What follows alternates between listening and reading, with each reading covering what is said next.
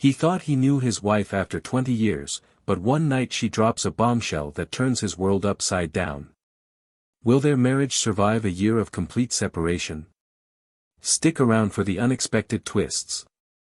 Logan Matthews, a devoted CEO of his family's business, had meticulously planned a surprise getaway to celebrate nearly 20 years of marriage with his wife, Rebecca.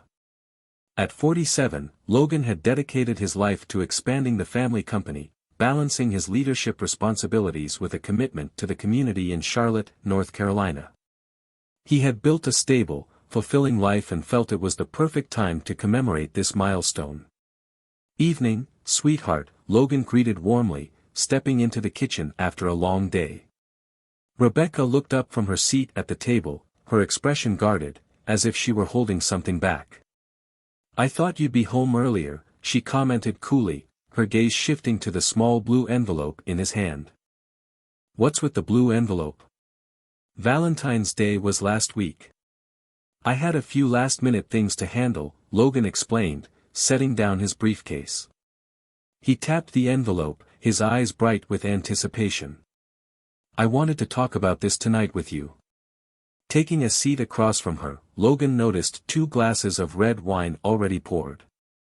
Next to her glass lay a pen and notebook, an unusual combination that caught his attention. She seemed distant, as though she had practiced something important to say. How was your day? Rebecca asked with a touch of indifference, her tone signaling that she wasn't entirely present. It was fine, Logan replied carefully, his eyes lingering on the notebook beside her. But I have a feeling this isn't really about my day, is it?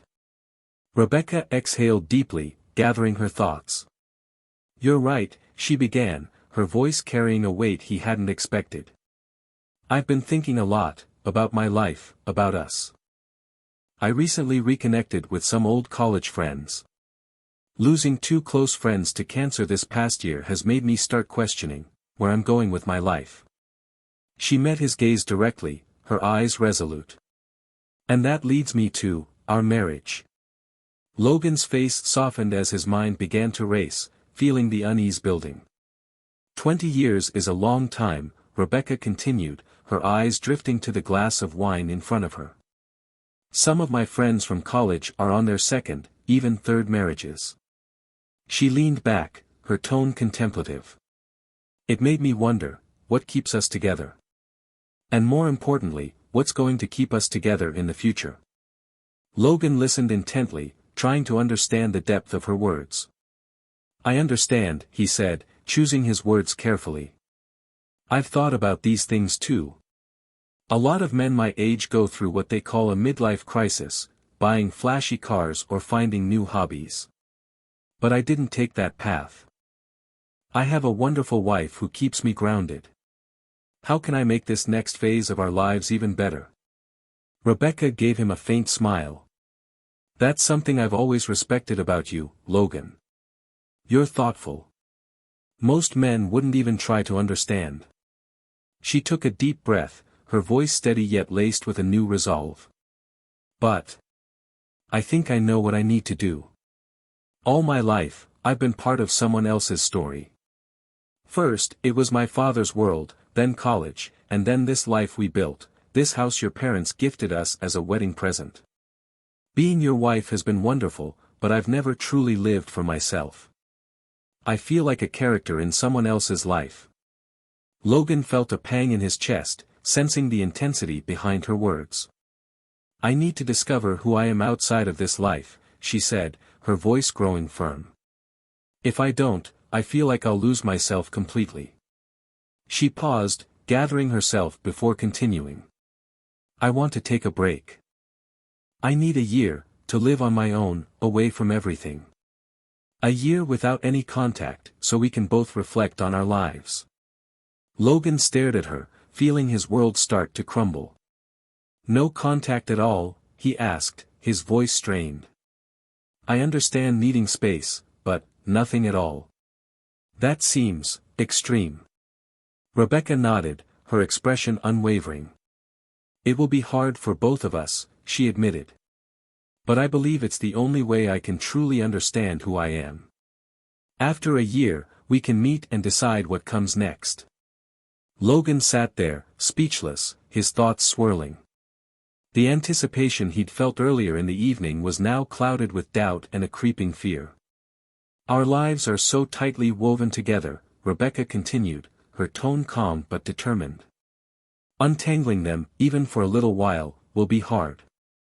But I need to understand who I am without constantly playing the role of Logan's wife.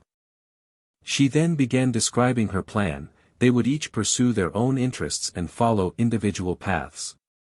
She shared her excitement about enrolling in courses on psychology and self-development, passions she had set aside for years.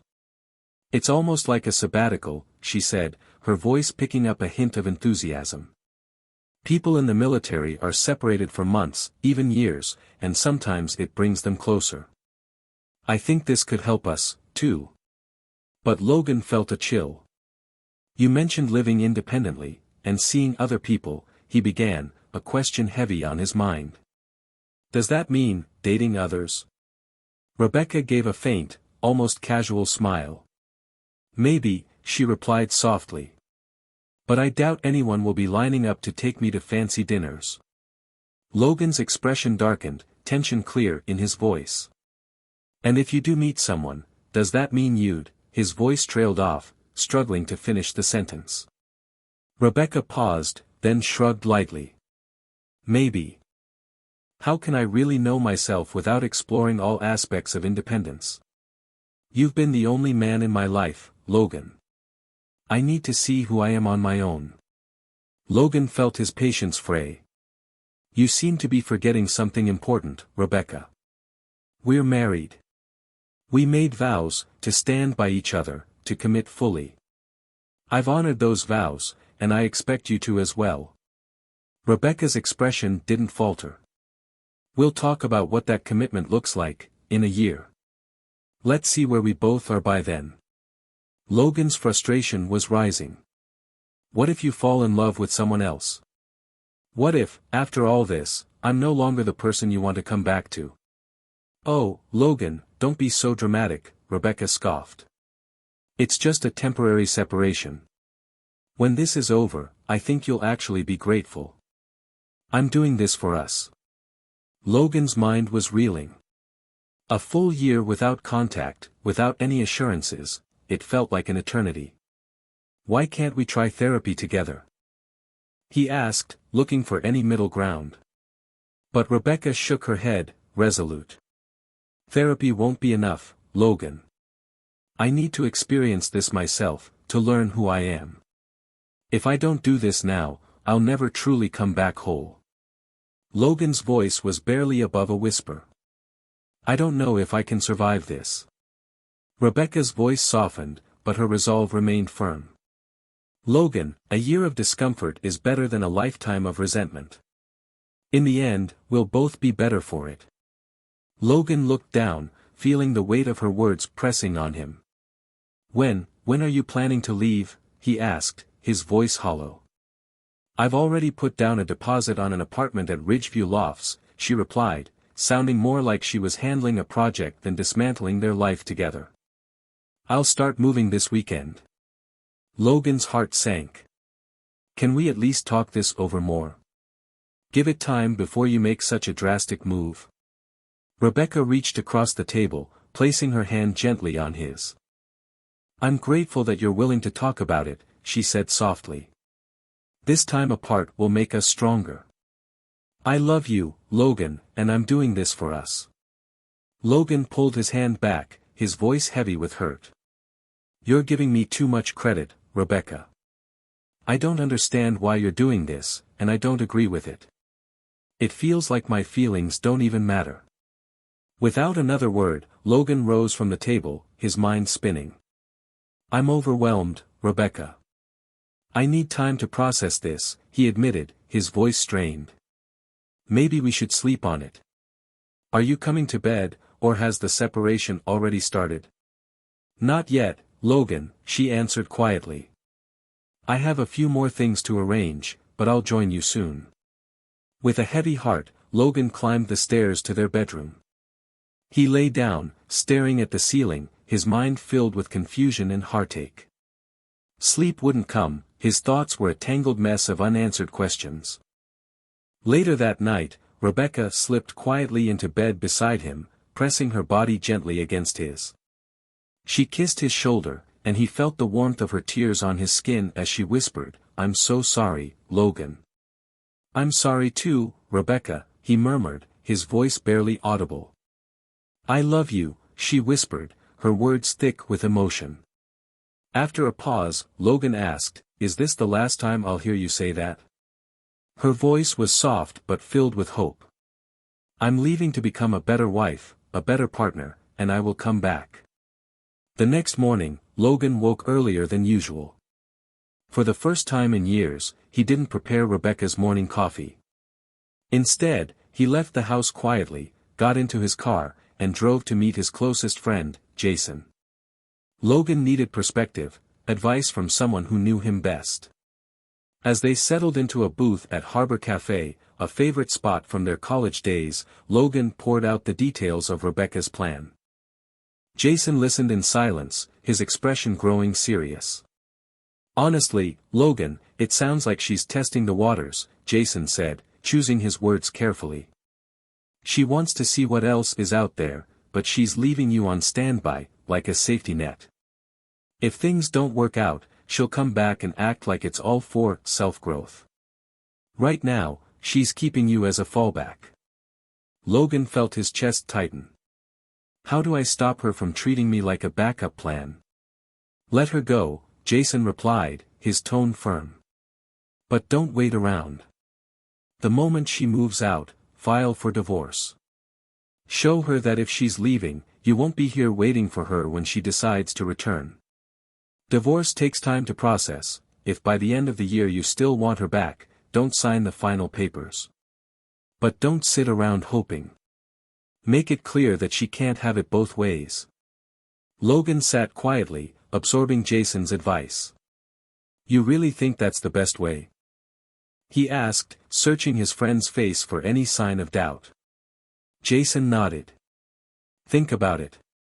If she's genuinely doing this to figure out who she is, she'll respect that you're also moving on. But if she crosses the line with someone else, and you take her back, it'll just make it easier for her to do it again. You need to take control, Logan.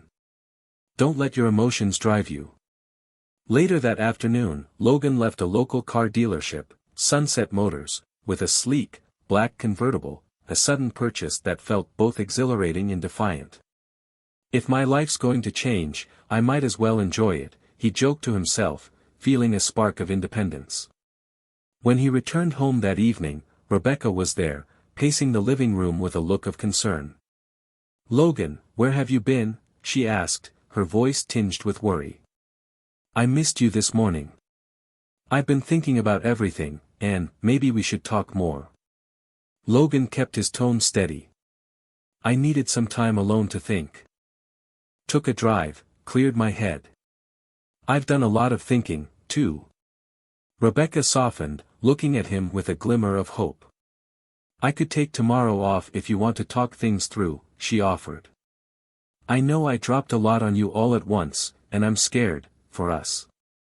Logan felt a wave of resentment rise as she sought his comfort despite her decision to leave. Taking a deep breath, he replied, "I still need some time, Rebecca. I need to understand what this separation means for us." He paused, adding, "Why don't we stick to our usual dinner time? I'll handle everything tonight." Rebecca nodded, seemingly relieved by his offer, though the air was thick with tension. Later, as they sat down to dinner, a strained silence settled between them. Rebecca began to talk about her plans, moving into her new apartment, taking classes. "By the way, would it be alright if I took some of the furniture?" she asked, trying to keep the tone light. Logan nodded briefly. "Sure, but it's a small apartment. I don't think everything will fit. What are you planning to do with the rest?" Rebecca hesitated. "I thought I'd leave some things here, in case I need them later." Logan's expression hardened. "If you're leaving, take everything you'll need. This isn't a fallback in case things don't go as planned." Rebecca's hopeful expression faltered. "You're okay with me taking the bed, but now you're making this hard," she asked, frustration creeping into her voice. "What am I supposed to do if I can't leave a few things here?" Logan met her gaze, his tone firm. "If you're choosing independence, act like it. You wanted to live on your own, so plan for it. There are storage units all over Charlotte, rent one if you need space." Their conversation escalated quickly, turning into an argument about logistics and boundaries. Finally, Logan decided to confront her intentions directly. "Rebecca, ever since you brought this up, I've been thinking. If I'm supposed to live without a wife for a year, maybe I should consider a different direction for my own life." Rebecca's eyes widened in surprise. "What do you mean, a different direction?" Logan held her gaze, his voice steady. "Maybe I should think about seeing someone else too. Someone who actually wants the life we've built." Her face flushed. "Wait a minute. I'm doing this to become a better partner for us. You don't need to start talking about seeing someone else. That's not what this is about." Logan's tone hardened. "You made it clear how you felt, Rebecca. You planned to go ahead with this separation no matter what I thought. If I'm supposed to have a wife who's open to meeting other men, then maybe I should explore my own options." He let the words hang between them. "Let's see where this year takes us." Their argument hit a boiling point, and eventually, Rebecca stormed out, leaving Logan alone in the living room. On the coffee table lay an unopened blue envelope with his carefully planned anniversary trip, a painful reminder of what might have been. In the following days, Logan threw himself into work, cautiously embracing his new freedom. He redecorated the house, taking down family photos and replacing them with framed sports memorabilia and posters from jazz festivals he'd attended. He started grilling out on the patio more often, letting the jazz music play loud and late, small freedoms Rebecca had often discouraged. Meanwhile, Rebecca moved into her new apartment at Ridgeview Lofts and signed up for her first psychology class at the local college. Initially, she enjoyed her independence, savoring the novelty of living on her own. But as the weeks passed, the distance from their children began to take a toll. Calls to her son and daughter went unanswered, and she realized that the regular family dinners she'd once cherished had become distant memories. Both Logan and Rebecca found themselves navigating strange, uncharted emotional terrain. Although he hadn't planned to, Logan agreed to attend court-mandated counseling sessions as part of their separation agreement. The therapist helped them dig into the reasons behind Rebecca's decision, though Logan remained convinced that her desire to explore her options had crossed a line he couldn't ignore. During this period, Logan's social circle began to expand. He reconnected with two women through mutual friends. One was Rachel, a widowed art curator with a teenage son, whose warmth and creativity sparked something new in Logan. The other was Michelle, a former professional swimmer turned real estate agent, whose sense of humor and practicality were refreshing. Although he enjoyed their company, Logan kept things platonic, respecting his marriage boundaries until things were legally resolved. Rebecca, on the other hand, embraced her freedom wholeheartedly. She spent weekends out with friends, relishing the attention she received from other men.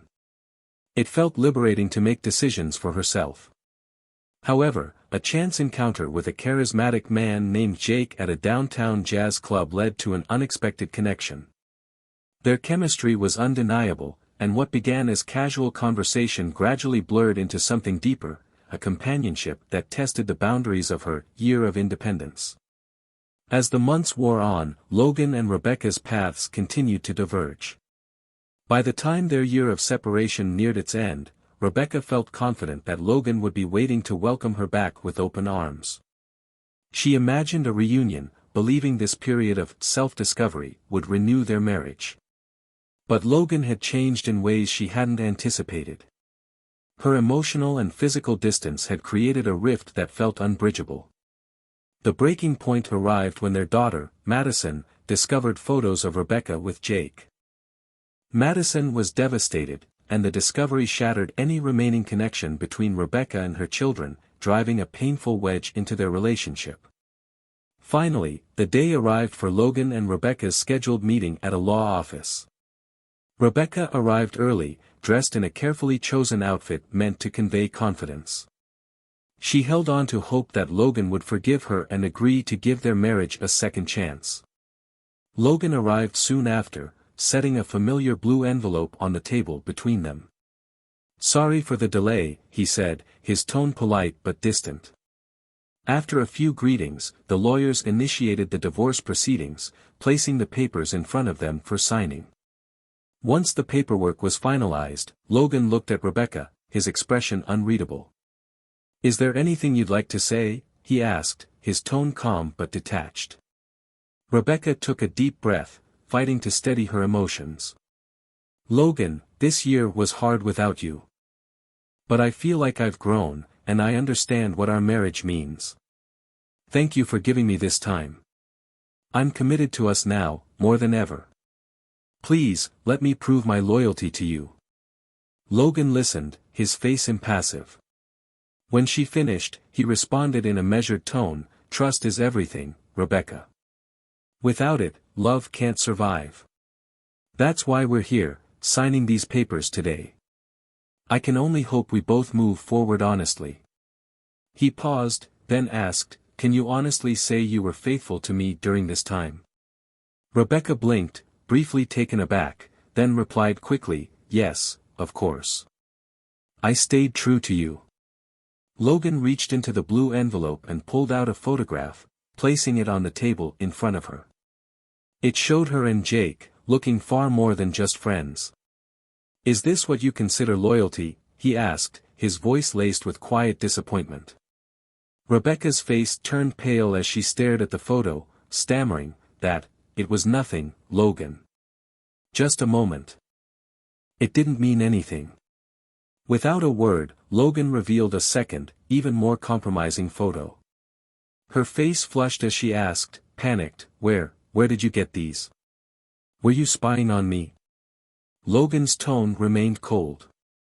"Our daughter Madison's friend took these photos. She happened to be at the same club.